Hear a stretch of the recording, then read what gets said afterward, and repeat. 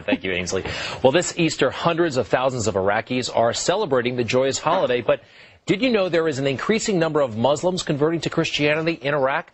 What's behind this trend? Well, let's ask the president of the Joshua Fund and author of Dead Heat, Joel Rosenberg. He is a best-selling author and an evangelical Christian. He has traveled extensively throughout Iraq. In fact, he just got back from there not too long ago.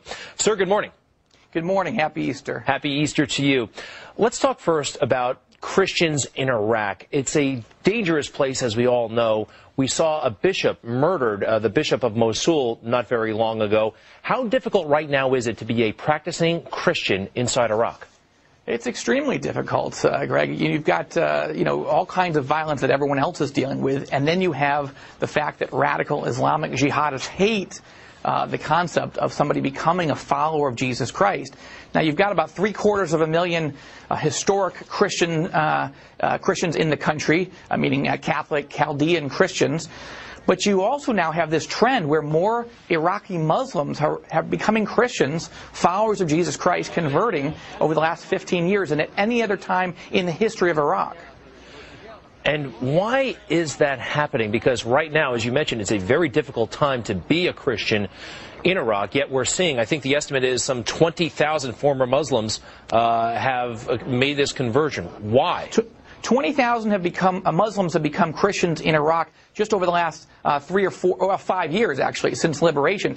70,000 since the first Gulf War. Why? In part, after 9 days of being in Iraq, meeting with 19 Christian pastors, they tell me so many Muslims are watching radical Muslims kill Muslims. There's a real a crisis of conscience going on right now, where Muslims are thinking, is that us?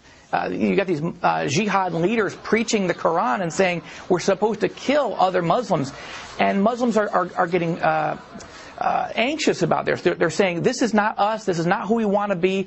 Some of them are becoming agnostic. Some of them are converting to Christianity. Joel, real quick, how much of a danger, though, is there that there could be a backlash to some of this? As you know, there's suspicions in Iraq about the United States, about our intentions.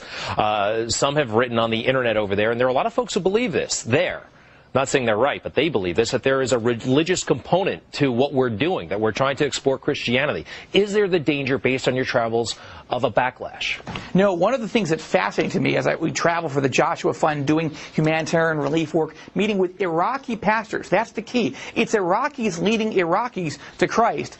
We met with former Muslim terrorists, Sunni terrorists, who've seen visions of Jesus Christ and are now pastors and preachers, very similar to the Apostle Paul, as a religious, murderous zealot before his conversion, had a vision on the road to Damascus, became a Christian. So it's not a Western missionary influence, although there are Western missionaries there. This is an indigenous movement, and it's not just in Iraq. We've seen more than 1 million Shiite Muslims come to Christ in Iran over the last 30 years. More than 5 million Sudanese have become Christians over the last 15 years. Something is happening in the Middle East that the mainstream media is not reporting, a Muslim conversion en masse to Christianity. We'll keep our eye on it. Joel Rosenberg, best-selling author and president of the Joshua Fund. Good to see you this morning. Happy Easter.